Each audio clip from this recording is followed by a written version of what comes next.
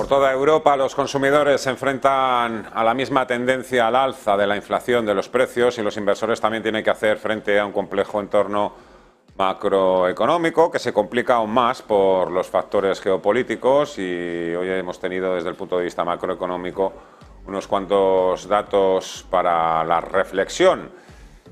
Alemania empieza ya a jugar con fuego, está cada vez más cerca de la recesión porque en el primer trimestre su PIB se ha contraído 1/10, crecimiento muy pobre en el caso de Europa, 1/10 de crecimiento en el primer trimestre y la sorpresa ha sido sin duda España con ese crecimiento del 0,5% cuando lo esperado era un 0,3%. Si la inflación ha llegado además a su punto máximo, como sugieren algunos analistas, bueno, pues hoy nos hemos también llevado la sorpresa de que ha bajado la subyacente y ha vuelto a subir la tasa general. En cualquier caso, parece que sí, que lo que ya no vamos a ver son aquellos famosos picos, incluso de doble dígito en la inflación, y existen varias opciones en renta fija que pueden resultar interesantes para los inversores y es lo que vamos a comentar a continuación. Hoy vamos a saludar a David Ardura, es director de inversiones en Finaccess Value. Hola David, ¿qué tal? ¿Cómo estás? Encantado de verte de nuevo, muy buenas tardes. ¿Qué tal, Fernando? Buenas tardes, ¿cómo estás? Bueno, vamos a ver, hoy hemos tenido una auténtica avalancha de datos macroeconómicos y los últimos días han sido los resultados los que han dominado la escena. Hoy ya volvemos a mirar los datos, sobre todo también a partir de las 2:30 cuando se publique el deflactor de consumo en Estados Unidos. Hoy hemos tenido datos de PIB y de inflación en Europa y la próxima semana tenemos reuniones tanto de la Reserva Federal como del Banco Central Europeo. No sé cómo habría que afrontar estas reuniones, qué es lo que se puede esperar y más a raíz de estos últimos datos antes de esas citas tan importantes. Bueno, pues lo explicabas muy bien antes, la clave son los datos y yo creo que los datos te señalan dos cosas que has dicho tú. Una de ellas es que el crecimiento es débil. Más allá de si entras en recesión o no entras en recesión, yo creo que lo importante, o lo que creemos que es importante, es la tendencia del crecimiento. Y la tendencia del crecimiento en Europa, en Estados Unidos, es una tendencia de crecimiento a la baja. Luego ya veremos si estamos en recesión o estamos en un crecimiento únicamente débil o por regiones y demás.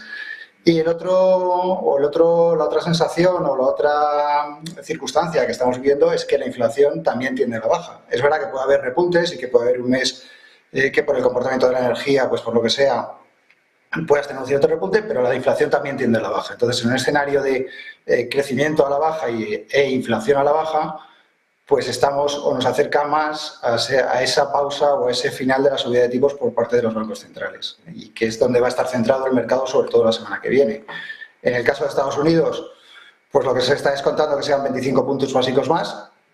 Y en el caso de Europa, pues las apuestas están entre 25 y 50, más en el lado de 50 que nos llevaría a la tasa del BCE del 4%.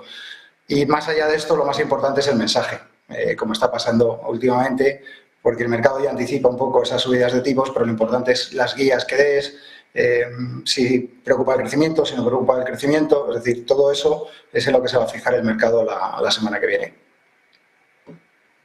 También no es lo mismo pausa que recorte de tipos de interés, que es lo que está esperando el mercado para finales de año. No, ni mucho menos. Y además aquí varía un poco las zonas geográficas. Es decir, en Estados Unidos sí que puede ser, y el mercado anticipa ya esas bajadas de cara a final de año y pueden ser más factibles, es más posible. Primero porque ellos empezaron a subir antes, porque van más adelantados en el ciclo por unos meses respecto de Europa, y porque la FED tiene un historial de actuación mucho más rápido que el BCE, que es siempre mucho más complicado de poner a muchas personas de acuerdo, ¿no? En ese sentido sí que parece factible que podamos tener esas bajadas de cara a final de año, aunque dependerá muchísimo de los datos que conozcamos en los próximos meses. Y en Europa nuestro posicionamiento es distinto. Pues nuestro posicionamiento es que va a ser mucho más plano, es decir, vamos a llegar a una tasa terminal, pues no sé si era de 4 o 4,25, dependerá de los datos, pero sí que el escenario que manejamos, dado que las cifras de crecimiento nos pueden parecer que se pueden estabilizar, manejamos un escenario mucho más plano, es decir, que no tengamos esas bajadas de tipos y que sí que se mantenga la curva o la tasa terminal en ese 4% durante más tiempo, ¿no? Yo me pregunto, David, ¿no sería más recomendable, y hablo de renta fija, esperar a que bajen los tipos de interés, aunque sacrifiquemos unos puntos de rentabilidad para invertir en renta fija? Hablo, salvo que se lleven hasta el vencimiento, digo, hasta que no estemos completamente seguros de que van a bajar los tipos de interés, ¿no sería lo mejor esperar? Aunque claro, yo entiendo también que en esto de los mercados esperar, Si te quedas Sí. esperando, el tren te pasa por delante, claro.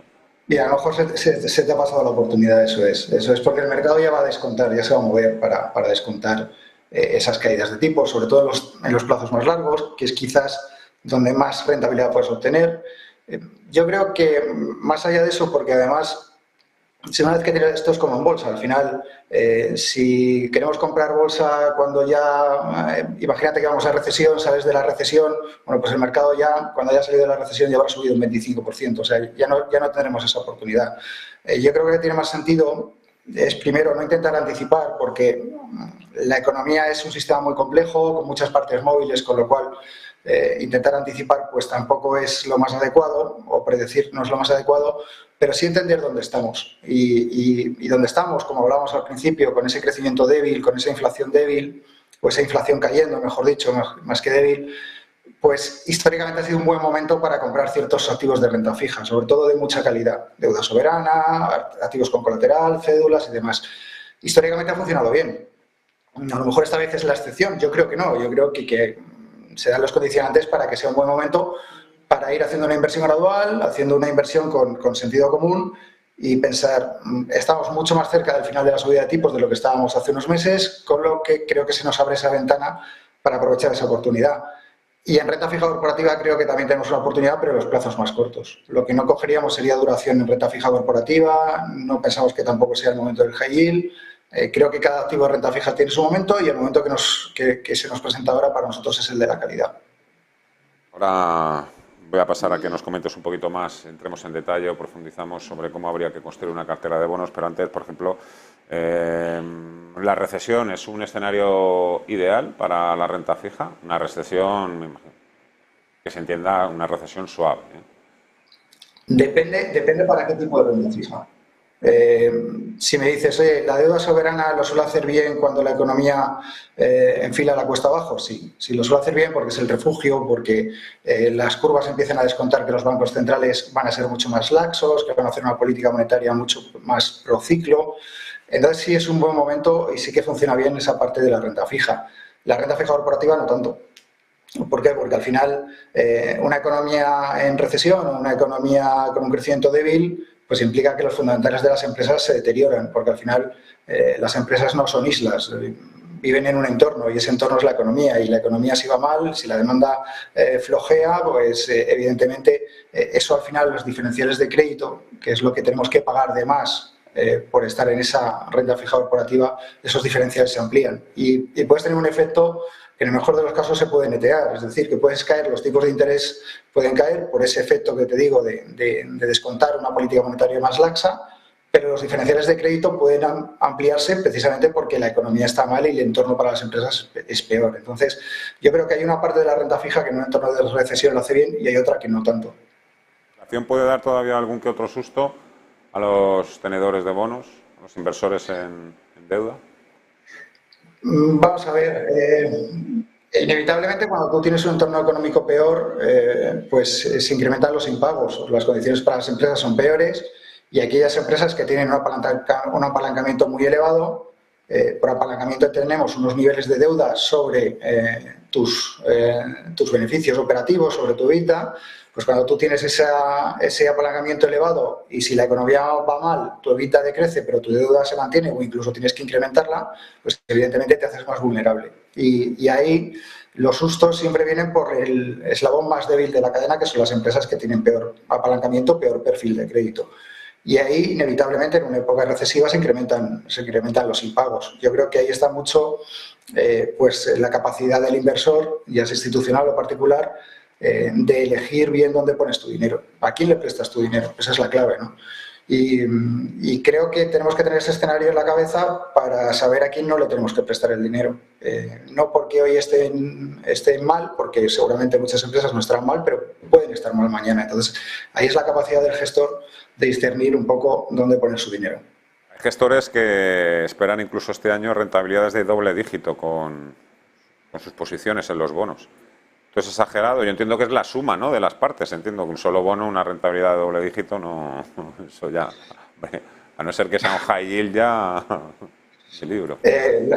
Lo acabas de decir, lo acabas de decir. Yo creo que hay una parte de la renta fija que sufrió muchísimo el año pasado. Hay que recordar que el año pasado fue el peor año desde que tenemos registros de la renta fija. Nunca habíamos tenido una subida de tipos tan rápida. Hacía más de 40 años que no teníamos una inflación como la que hemos tenido en los últimos años. Y evidentemente eso se trasladó a los bonos y dio grandes pérdidas para la renta fija, unas pérdidas de doble dígito. Eso sí que fueron pérdidas de doble dígito el año pasado. Este año yo no soy tan optimista, sinceramente. No lo podemos ser. No creo. Creo que habrá ciertos activos en particular que sí que puedan tener retornos altos, que va a ser un año mucho mejor que el año pasado, eso es una evidencia, pero creo que para tener retorno de doble dígito tienes que estar en una parte que es un poco más arriesgada y el entorno no favorece la adopción de riesgo, con lo que me extrañaría ver, salvo en casos muy puntuales, esas subidas de dos dígitos.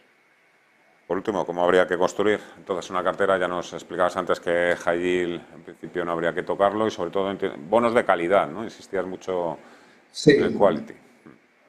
sí, para nosotros, en el punto en el que estamos del ciclo, sin ánimo, vuelvo a repetir, Fernando, de predecir, que creo que es un ejercicio que no sé si tiene mucho sentido, pero si nos situamos en el ciclo, en el punto en el que estamos en el ciclo, yo creo que la calidad tiene que ser el componente principal de la cartera. Y gracias a ese año tan malo que tuvimos el año pasado de renta fija, a día de hoy puedes hacer una cartera con rentabilidades altas y que además se puedan beneficiar si en algún momento empiezan a bajar los tipos, como así ha apuntado un poco el mercado a principio de año y que posiblemente tenga cierta continuidad. Y ahí yo creo que la deuda soberana, por ejemplo, en el caso europeo, tiene mucho sentido, que las cédulas, los activos que tienen un colateral detrás, tienen mucho sentido. Y creo que hay otra gran oportunidad en un mercado que hace un año no existía, que es el mercado de renta fija a corto plazo. Y ahí sí que meto high yield, meto corporativo, todo, porque invertir a un año no creo que tenga grandes riesgos en ese sentido, a un año y medio, a 2 años. Y ahí el año pasado, por estas fechas, a principio de año, a finales del 21, principios del 22, si uno quería comprar un bono corporativo que fuera grado de inversión y que tuviera una rentabilidad superior a 0,5%, con los tipos en negativo, no había alternativas, no existían. Si estamos hablando del corto plazo, no existían. A día de hoy hay muchísimas, pero no superiores al 0,5%, me refiero superiores al 3,5% o al 4%. Hay muchísimas alternativas y ahí sí que puedes hacer una combinación de las dos. Puedes tener tu parte más de renta fija corporativa sin asumir grandes riesgos a largo plazo y con unas rentabilidades relativamente aceptables, y puedes combinarlo con un núcleo de deuda pública, de activos con colateral, de calidad, que se va a beneficiar de un entorno macroeconómico que va a ir a peor o que sigue yendo a peor y que se va a beneficiar de un cambio de política, de un cambio de sesgo de los bancos centrales en los próximos meses. Yo creo que la combinación de las dos nos da esa combinación de rentabilidad y de seguridad que todo inversor en renta fija busca, ¿no? Buen tándem, sin duda. David Ardura, director de inversiones en Finaccess Value. Un placer, muchas gracias, un fuerte abrazo y feliz puente. Hasta pronto, adiós. Muchas gracias, Fernando. Un abrazo. La 1:20 de la tarde. Después vamos a ir con el resumen semanal en los mercados. Hablaremos con Roberto Moro y con Eduardo Bolinches. Han pasado muchísimas cosas. La semana se va a saldar bajista para las bolsas europeas, pero también vamos a concluir un mes de abril que sí que ha sido bastante primaveral, con subidas del 1,5% en el IBEX 35, a falta de lo que suceda este viernes, del 2% en el Eurostoxx 50 e incluso por encima en Estados Unidos, que ha sido el mes de la recuperación, ¿no? ¿Qué lo iba a decir, ¿no? En marzo estaba todo el mundo aterrado por esos terremotos en el sector financiero y ahora parece que todo está más controlado. Sí, hablamos de First Republic Bank y de otras entidades, pero las grandes empresas tecnológicas son las que han tomado el relevo, el testigo, y son las que están aupando a los índices. Eso y la economía, que sigue apoyando, porque aunque el PIB de Estados Unidos salió ayer por debajo de lo esperado, con ese crecimiento del 1,1%, el mercado laboral sigue siendo fuerte y, como dicen muchos analistas, mientras no haya recesión en el mercado laboral en Estados Unidos y en Europa, las bolsas no deberían corregir mucho más. Lo iremos viendo. Ahora, a quien vamos a echar un rápido vistazo como siempre a esta hora, es al mercado cripto. Avance ya de criptonegocios con Sergio Fernández, que ya está por aquí de nuevo. Hola Sergio, buenas tardes. Muy buenas, Fernando. Pues lo que también está bastante fuerte hoy son las criptos. Llevamos una semana de auténtica locura y ahora que parece que hay un poco más de estabilidad, un poco más de calma, pues de momento también están primando las ganancias. Por ejemplo, en Bitcoin estamos viendo una ganancia de prácticamente el 5% en la última semana, pero también en las últimas 24 horas subidas del 0,75% hasta los 29.311 dólares, acercándose otra vez a esta barrera de los 30.000. En segundo lugar, Ethereum también viene con subidas en el día de hoy, incluso se ha dado ya la vuelta en el apartado semanal y está subiendo un 1,22% hasta los 1.911 dólares, en su caso acercándose a la barrera de los 2.000. Tenemos subidas en prácticamente todas las altcoins, tampoco es una locura, tampoco es una pasada, pero por ejemplo el caso de Solana más de un 4% arriba, está también subiendo Litecoin, Tron, prácticamente dentro del top 20, más de la mitad están en subidas en el día de hoy y además tenemos noticias bastante curiosas. Hoy me ha dado por investigar un poco sobre algunos datos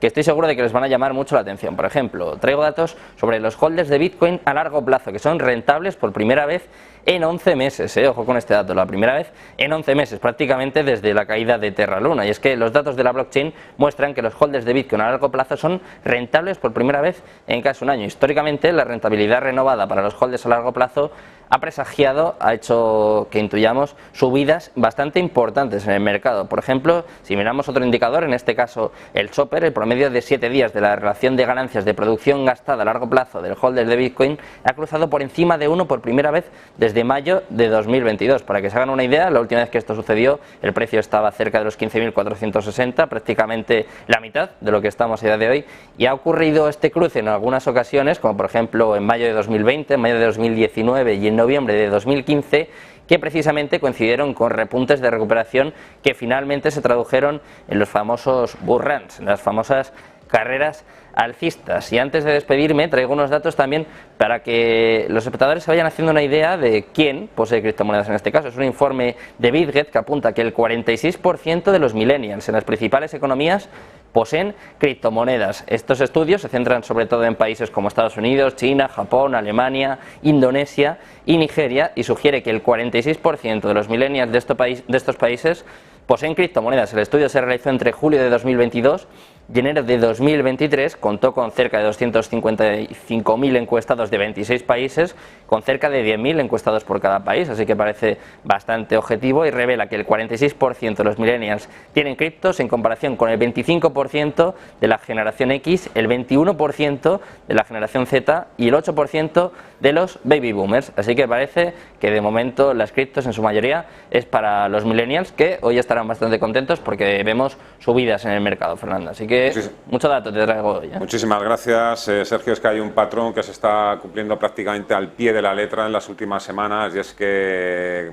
los inversores están huyendo, están saliendo por piernas del sector financiero, y ahí es donde está yendo gran parte de ese dinero al sistema de las criptodivisas. Hoy tenemos nueva sangría, con mayúsculas, en el sector financiero en español, con Unicaja cayendo ya un 10%, Banco Sabadell un 7%, CaixaBank un 4,8%, Bankinter un 4,4%, Banco Santander un 4,13%, Banco Bilbao Vizcaya Argentaria BBVA 3,72%. Hombre, está muy bien que digan en Europa que los bancos europeos están bien capitalizados, eso no lo duda nadie, pero de ahí a decir también que siguen demostrando una gran resiliencia en el contexto actual, no sé, a lo mejor es porque sus asesores hoy no les han dicho lo que está sucediendo en Europa, y en principio sin nada aparente, sin ningún detonante, sin ninguna noticia que haya hecho disparar las ventas, más allá de que Unicaja, pues por ejemplo, ha pinchado, ¿no?, con sus resultados. No ha sido una semana fácil,